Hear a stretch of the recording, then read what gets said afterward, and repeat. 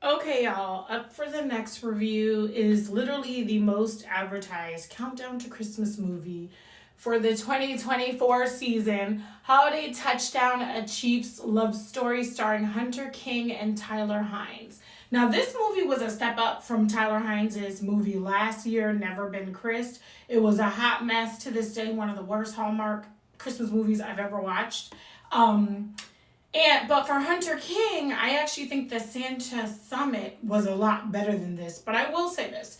For someone like Megan and I were dreading watching this, right?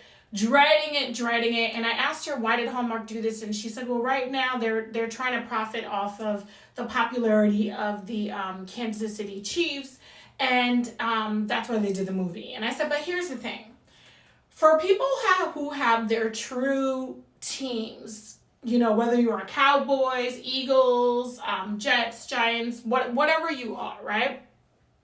You are not giving up your team because of the Kansas City, streak of winning. Like, baby, a lot of us didn't flock to New England when they were dominating the Super Bowl. It just wasn't happening. So she basically said it's really for the Swifties that don't watch football. They'll tune into this movie, and I said, well, good for blood clot them.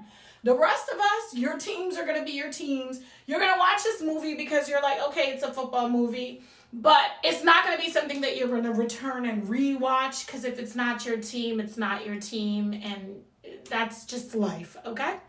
So, I will say this. I'm giving this movie an 8 out of 10, and I'm super surprised. I went into everything thinking this is going to be one of those negative, numbers, or like under a 7 type of thing. I thought for this storyline, I thought the writing was pretty solid. I thought the cast was perfectly casted.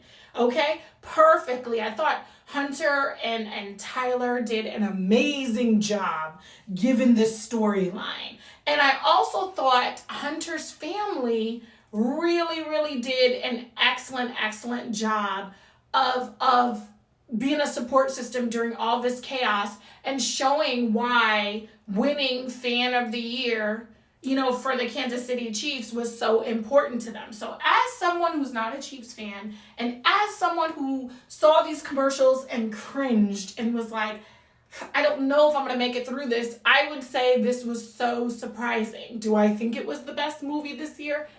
Not even close. Not even close, okay? But I think for what I was anticipating, and for all the alcohol I thought I was going to have to drink to get through it, I was pleasantly surprised. And to be able to give it a solid 8 is amazing. And that's exactly why I had to give a 90s Christmas at 8.5, because I'm throwing out 8s on Merry Thanksgiving weekend like it ain't nothing, okay? And I just felt a 90s Christmas deserved better, but it wasn't quite at a 9. Okay, wait, let me show you the photo of some of Alana's family. Hold on one second. All right, I wanted to have y'all get a good look at the cast, okay? I thought the supporting cast of Alana's grandparents on both sides of the family. She has her one grandpa on one side, and then she has her grandma and grandpa on the other side. And the fact that the Higman family all really love football is amazing, and that they love the Kansas City Chief, and that they love Alana.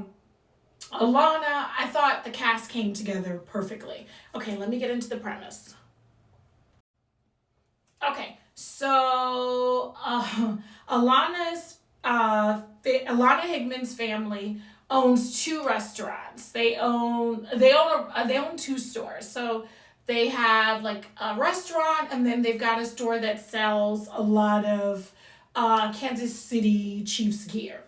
And Alana signed them up to win Fan of the Year for the Kansas City Chiefs. And they take it serious because they have a Kansas City Chiefs hat that goes back many decades.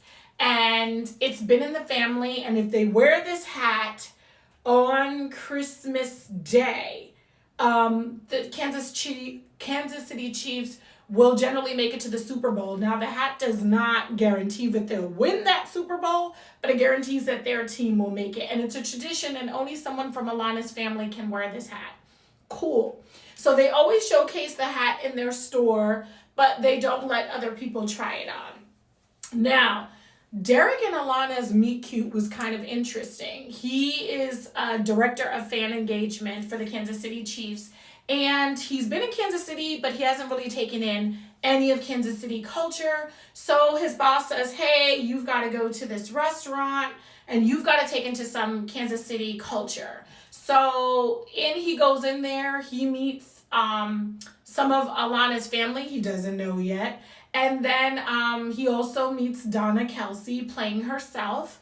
And then, he really enjoys the food. The customer service is amazing. He's like, okay, Kansas City is an amazing city. He and Alana meet at that point and they have this very weird interaction, and then she's like, good, I hope to never see this guy again, because she's talking about the tradition of this Kansas City Chiefs hat being in her family, and he kind of looks at her like she's crazy. He doesn't know that she's one of the 3 finalists for Fan of the Year. She doesn't know that he is a director of fan engagement, and they go their separate ways. Well, now he's assigned to the Higman family, and he's back, and he's in their store, and he's letting them know that they've made the top 3. They made the top 3 for Fan of the Year. And so Alana is immediately like, not this guy that doesn't believe in our family traditions. He is the person that is going to represent us for this very super important contest. And Derek is like, don't worry, I don't really believe in the story of the hat, but I still got you. I'm still going to represent your family the best you can. He instantly falls in love with both sides of Alana's family, and they love him. There's a lot of funny and quirkiness throughout this entire movie that was very unexpected. Like I said, not bad writing for something I thought I was going to have to get, the Mad Dog 2020 for, okay? I don't even drink that shit. So, yeah, okay. So as he's getting to know the Higman family more, he starts to really fall for Alana, but not only that, for someone who's not superstitious, he's starting to believe in the power of the hat. Okay, but one day when they go to an event, he asks Alana to bring the hat and someone steals the hat. Now, Santa was the last person to look at the hat and ask if he could try it on, and he disappears, but they don't know if Santa stole the hat.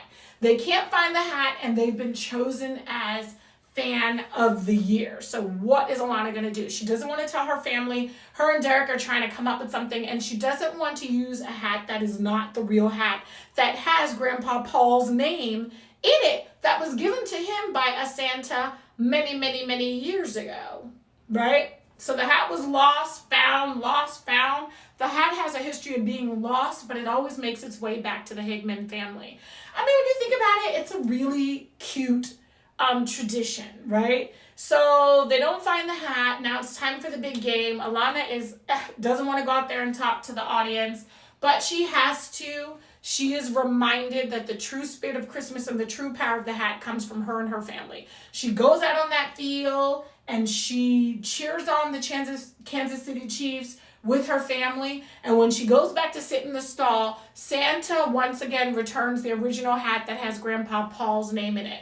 Now, there were so many cute movies and moments in this, like when Derek gets the original bench that Alana's grandpa and grandma, the grandma that has now passed, had sat in for a game, and he got the original seats for them. So there were some cute moments in this, but once again, this is nothing I would ever watch again, but I'm giving it an 8 out of 10. Did you watch this? If you did, let me know.